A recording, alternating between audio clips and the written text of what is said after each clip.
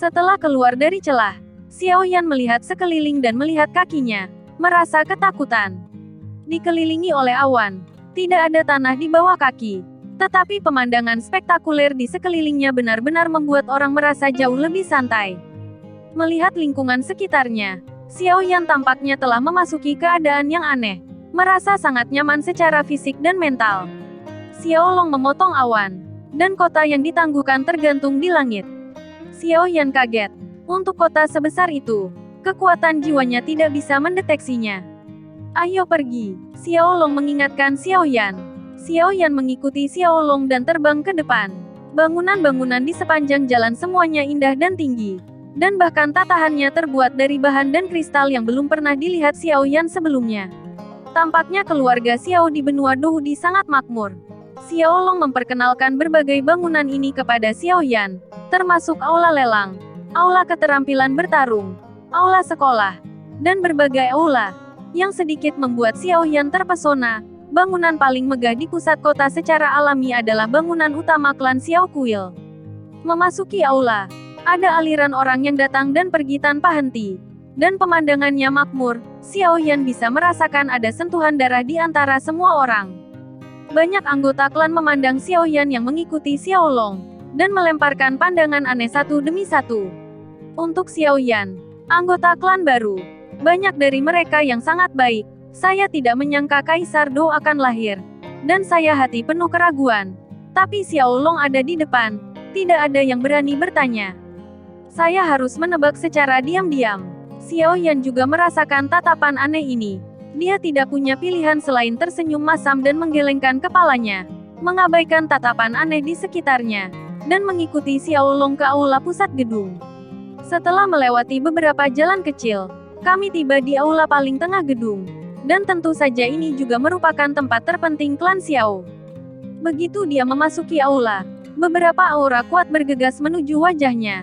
Semangat Xiao Yan tidak bisa menahan gemetar. Aura ini bahkan tidak sebanding dengan Kaisar Ming. Ada beberapa lelaki tua duduk di ujung aula. Xiao Yan melihat sekeliling, dan segera memberi hormat. Berkata dengan hormat, bocah Xiao Yan memberi penghormatan kepada semua leluhur. Beberapa lelaki tua memandang Xiao Yan. Lelaki tua yang duduk di ruangan itu tersenyum, melambaikan jubahnya, dan berkata, tidak perlu sopan, duduk saja. Petik 2. Nama lelaki tua itu adalah Xiao Li. Dan dia adalah tetua senior dari klan Xiao. Tapi dia bukan leluhur pertama dari klan Xiao. Leluhur keluarga Xiao bernama Xiao Yao. Alasan mengapa keluarga Xiao dianggap sebagai salah satu kelompok etnis terbaik di Dizu adalah karena leluhur keluarga Xiao ini. Tanpa leluhur ini, keluarga Xiao tidak akan mampu menjadi makmur. Betapa menakutkannya kekuatan itu. Tapi tidak ada yang pernah melihat leluhur ini selama 500 tahun. Dan tidak ada yang tahu kemana dia pergi berlatih. Sekarang di antara klan Xiao, Xiao Li adalah yang terbesar, penatua kedua, terutama di antara Xiao Long, dan dia memutuskan segalanya tentang klan. Xiao Yan tidak menunda, dia berjalan ke tempat yang paling dekat dengannya dan duduk.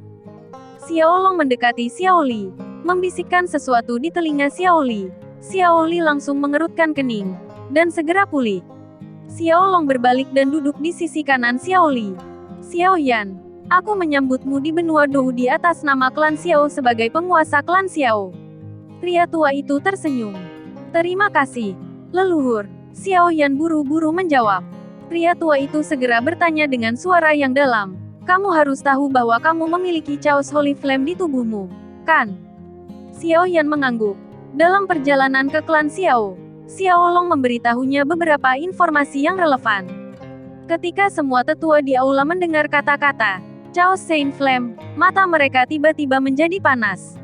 Chaos Holy Flame, semua tetua saling memandang, dengan ekspresi berbeda di mata mereka, dan semua orang menatap Xiao Yan. Xiao Li tiba-tiba berdiri, dan berkata kepada para tetua, semua orang harus pergi dulu. Xiao Yan dan aku masih ada yang harus dilakukan. Semua orang mengerti bahwa itu pasti terkait dengan api suci kekacauan Xiao Yan, termasuk Xiao Long. Mereka semua berdiri dan dengan hormat menjawab, ya, dan kemudian mundur satu demi satu. Hanya Xiao Yan dan Xiao Li yang tersisa di aula. Xiao Li berjalan ke sisi Xiao Yan, dan berkata dengan lembut, "Xiao Yan muda, apakah kamu tahu kondisi primal Chaos Flame di tubuhmu?" Xiao Yan mengangguk dan berkata, "Leluhur Xiao Long telah memberitahu junior ini beberapa saat yang lalu. Tetapi junior ini masih belum begitu memahami informasi inti dari Chaos Saint Flame." Xiao Li mengangguk, tersenyum, dan berkata, "Api suci kekacauan ini memang memiliki banyak rahasia. Sekarang Anda adalah pemiliknya. Anda harus mengetahui beberapa hal tentang api suci kekacauan ini." Seberkas sinar melesat ke arah alis Xiao Yan. Adegan pengkhianatan sesepuh pertama klan Xiao ribuan tahun yang lalu tiba-tiba muncul di benak Xiao Yan.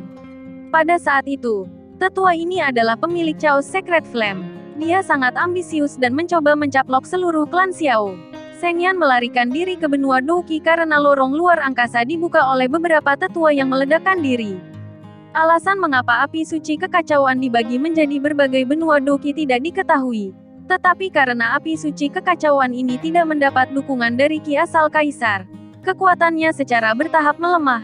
Api yang berbeda ini siap untuk bergerak. Tetapi mereka semua ditekan oleh, bagaimanapun, Xiao Yan mendapatkan warisan dari Dian yang paling kuat. Jadi dia secara alami memiliki kemampuan untuk mengendalikannya.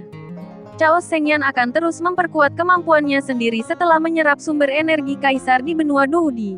Dan ketika tumbuh ke tahap tertentu, itu akan memberi pemiliknya kemampuan api langit yang sangat kuat. Chaos Holy Flame, Skyfire ini sangat terkenal di benua Douqi. Pada zaman kuno, Chaos Holy Flame menempati peringkat ke-18 di peringkat Skyfire benua Douqi, yang merupakan keberadaan yang cukup menakutkan. Klan Xiao memiliki total 3 api surgawi, yang cukup sukses di klan Dizu. Api surgawi telah didambakan oleh kekuatan sekitarnya akhir-akhir ini. Tetapi klan Xiao selalu menjadi klan kuno, dan memiliki beberapa formasi perlindungan klan yang diturunkan dari nenek moyang mereka, yang tidak dapat dengan mudah dipatahkan. Inilah alasan mengapa mereka tidak berani bertindak gegabah. Dan Chaos Seng Yan adalah Skyfire terkuat dari klan Xiao. Informasi tentang Chaos Saint Flame terus mengalir ke dalam pikiran Xiao Yan.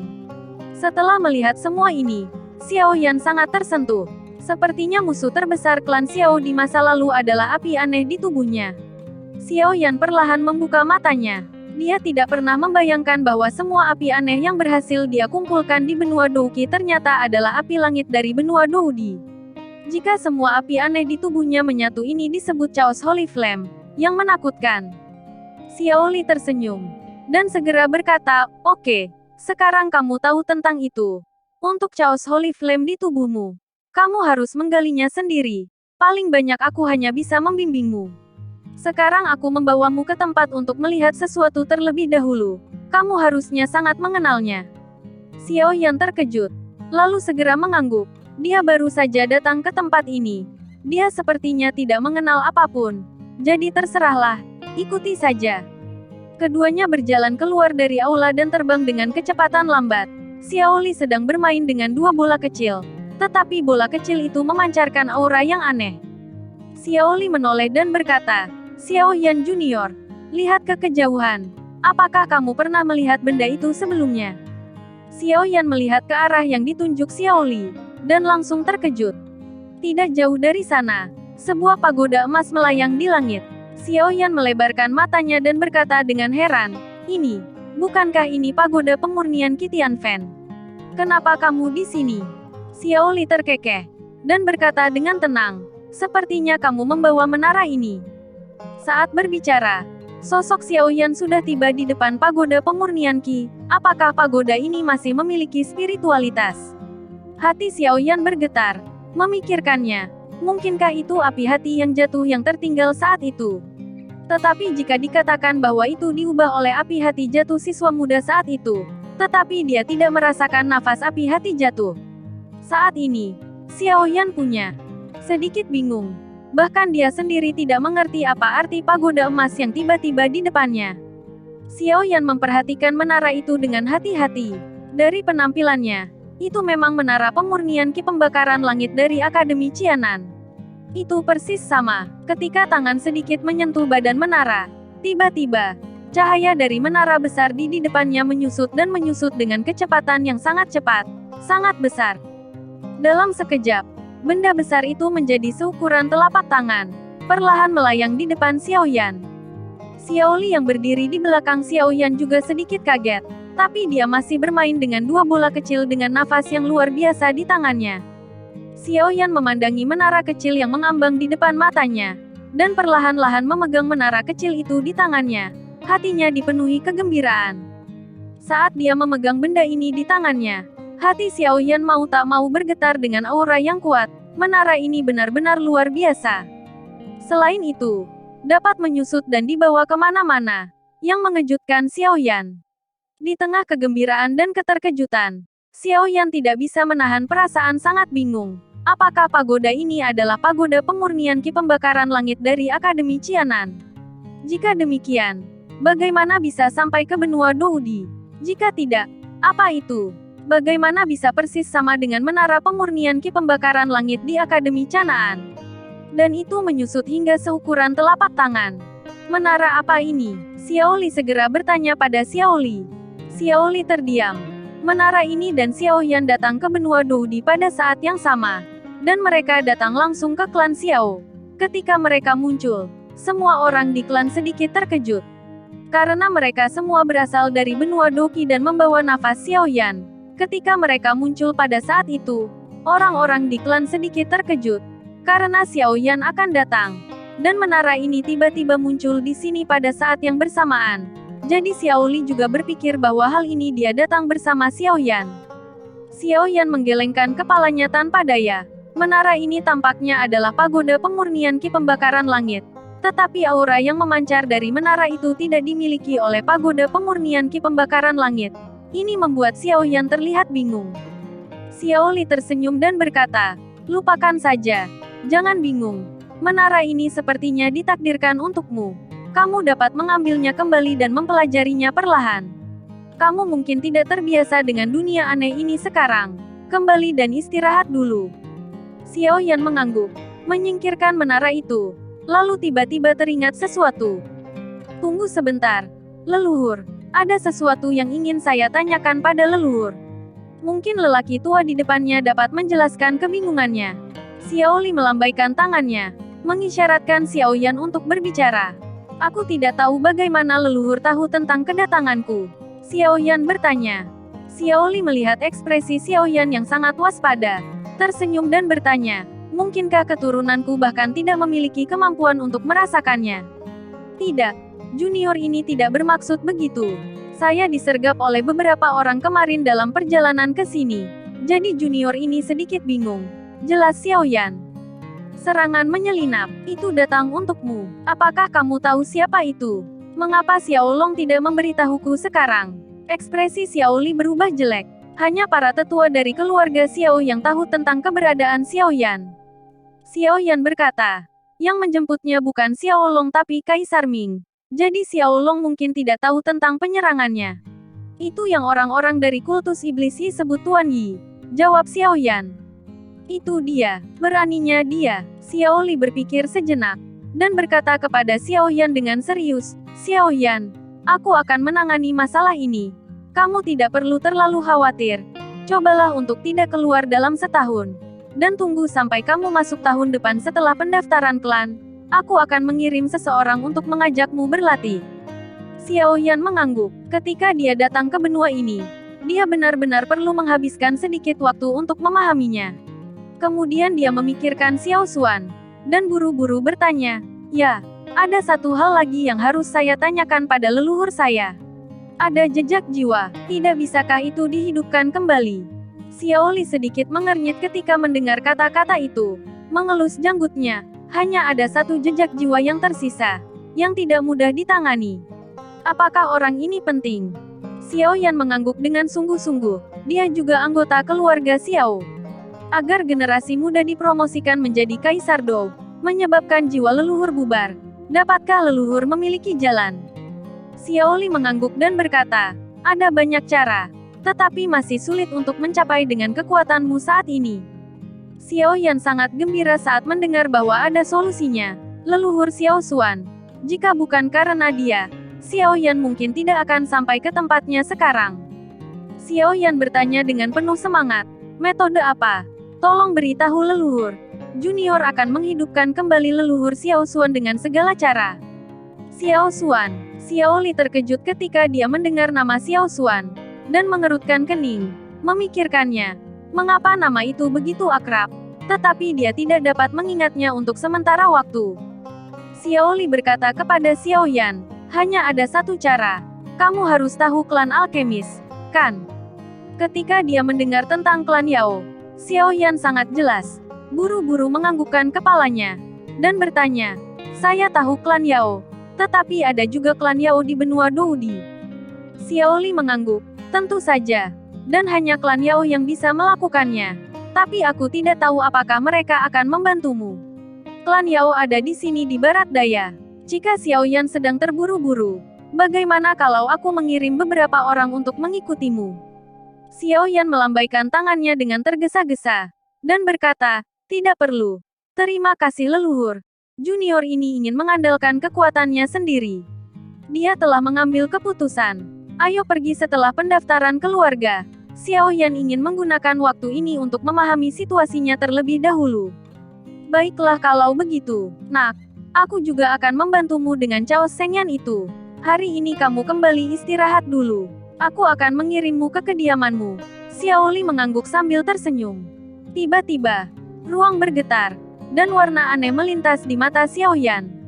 Pada saat ini, seseorang berlari dengan cepat, dengan wajah yang sangat jelek, berlutut dengan satu kaki, dan melaporkan kepada Xiao Li, tetua kedua. Segel pilar binatang hantu bergetar hebat. Pergi dan lihatlah.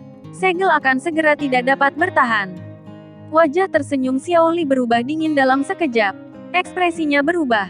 Dan tanpa mengucapkan sepatah kata pun, dia langsung menembus kehampaan dan pergi. Xiao Yan segera mengulurkan sosoknya dan mengikuti dari belakang. Di ruang ini, Xiao Yan bahkan tidak bisa mengerahkan kekuatannya sendiri dalam hal kecepatan dan kekuatan. Itu sangat aneh. Dia buru-buru menyebarkan taji tulangnya, dan kemudian dengan enggan mengikuti. Hanya dalam beberapa detik, dia datang ke tempat yang sangat tersembunyi di ujung kanan klan Xiao di sudut. Saya melihat langit di kejauhan. Setiap pilar besar bergetar, seolah-olah dirangsang oleh sesuatu.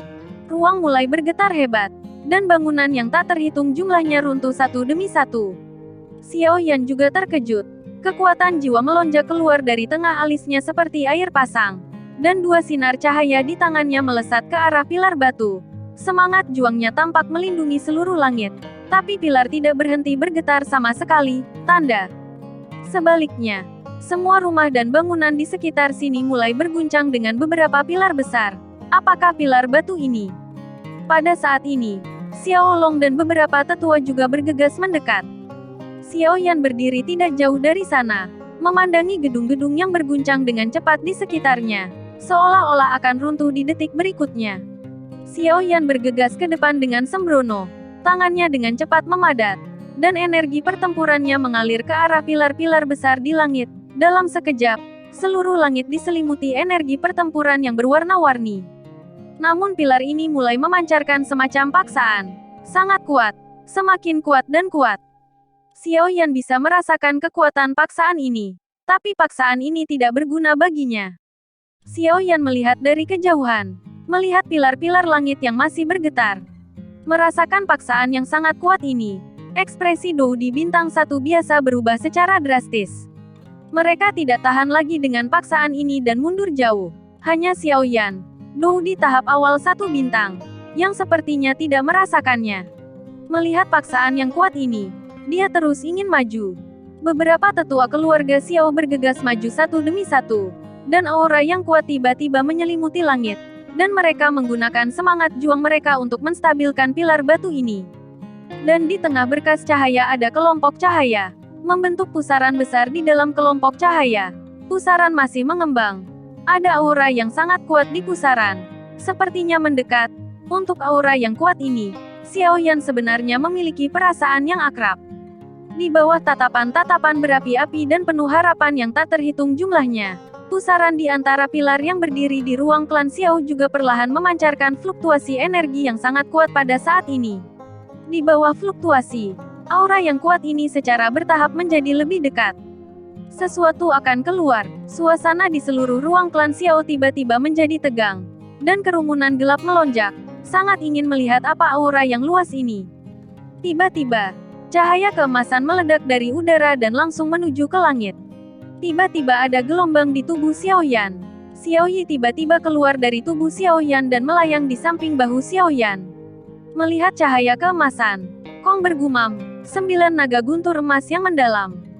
Mendengar kata-kata Xiaoyi, langkah kaki Xiaoyan berhenti. 9 naga guntur emas yang mendalam. Mungkinkah ini adalah satu-satunya naga guntur dengan kecerdasan spiritual yang dikumpulkan Xiaoyan untuk 9 guntur emas mendalam di Leiqi?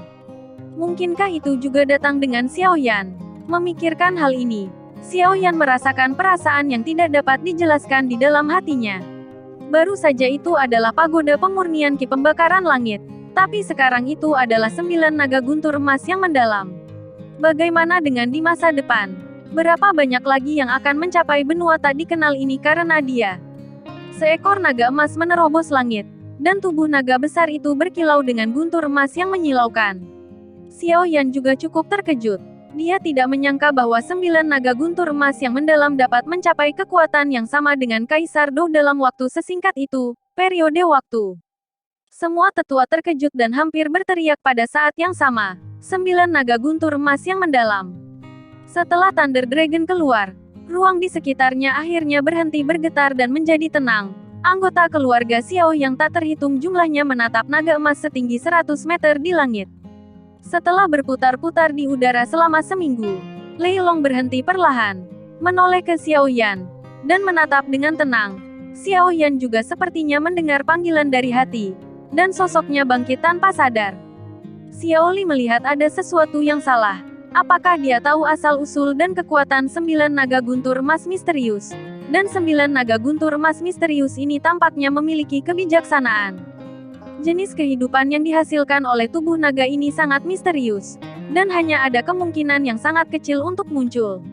Pada saat yang sama, ada satu lagi yang diperlukan benda yang dikumpulkan untuk membentuk tubuh naga, dan itu adalah tubuh naga.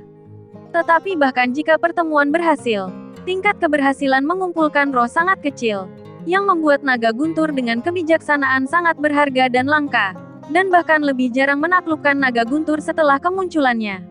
Dan Lei, yang telah berhasil mengumpulkan roh, memiliki kesadaran spiritualnya sendiri.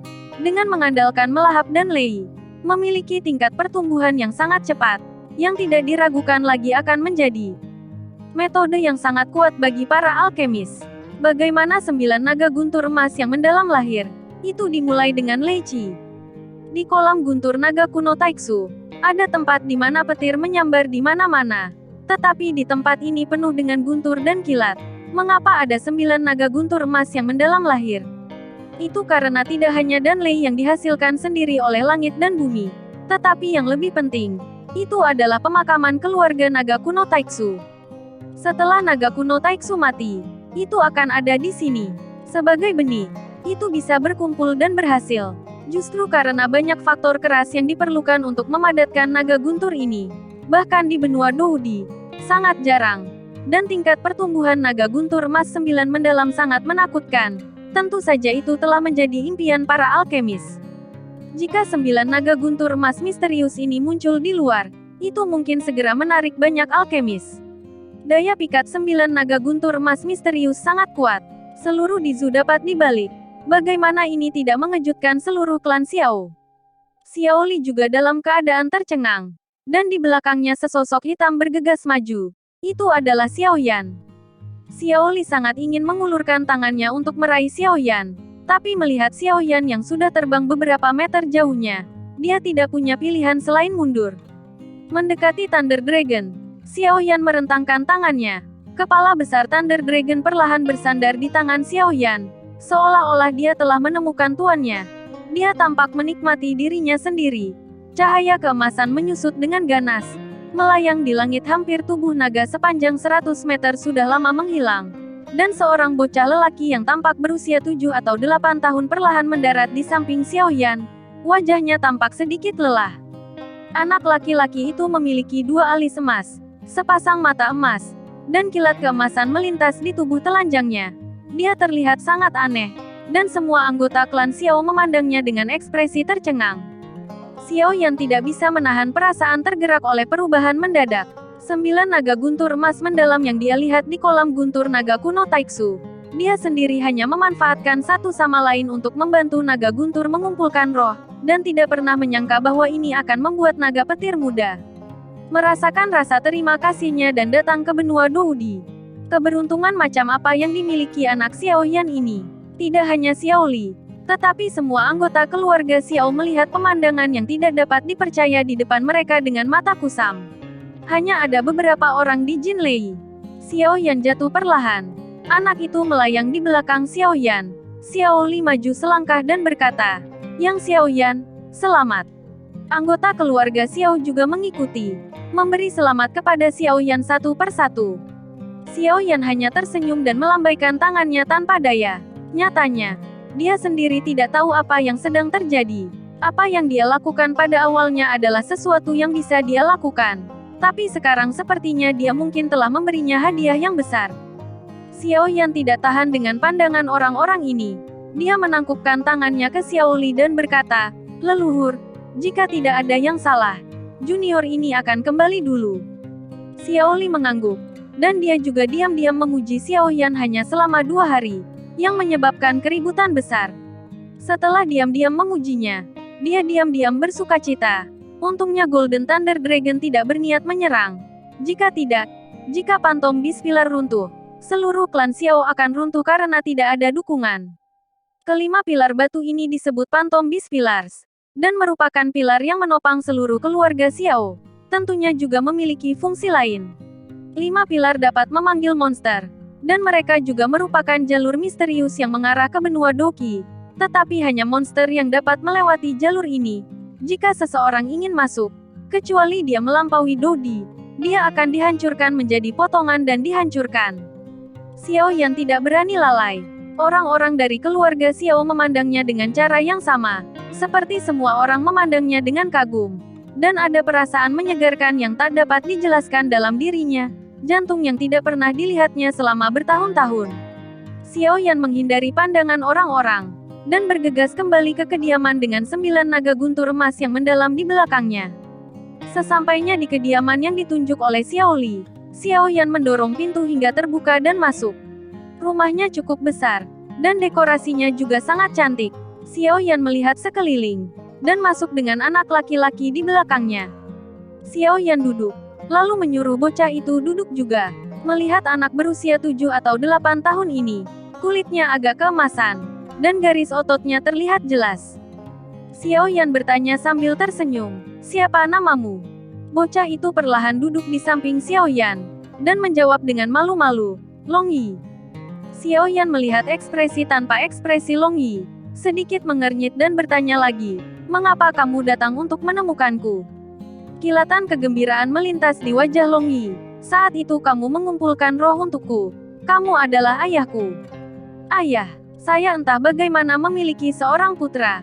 Xiao Yan tidak punya pilihan selain tersenyum kecut, dan segera berkata, "Ini hanya sedikit usaha. Tidak perlu disebutkan.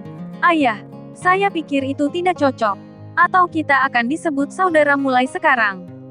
Sebelum Xiao Yan selesai berbicara, Long Yi berubah menjadi naga kecil dan jatuh ke tanah.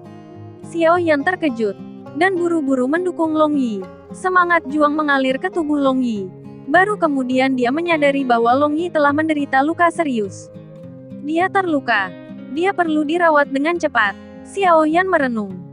Tiba-tiba sebuah suara tua terdengar di telinga Xiao Yan, "Kirim ke menara." "Siapa? Suara siapa?" "Tinggal, menara kecil." "Ya, itu menara kecil." Xiao Yan dengan cepat mengeluarkan menara kecil itu, dan buru-buru bertanya, "Apakah kamu berbicara denganku?" "Siapa kamu?" Suara tua itu melanjutkan dengan santai, "Aku. Kamu tidak perlu tahu identitasku sekarang. Panggil saja aku Zan tua di masa depan. Kamu dapat memasuki menara dengan menyuntikkan kekuatan jiwamu." Xiao Yan mengangguk, lalu melepaskan kekuatan jiwanya dan menuangkannya ke dalam pagoda kecil. Sosok Xiao Yan dan Long Yi segera berubah menjadi cahaya keemasan dan dituangkan ke dalam pagoda emas. Cahaya ruangan menutupi ruangan dengan cahaya keemasan sejenak.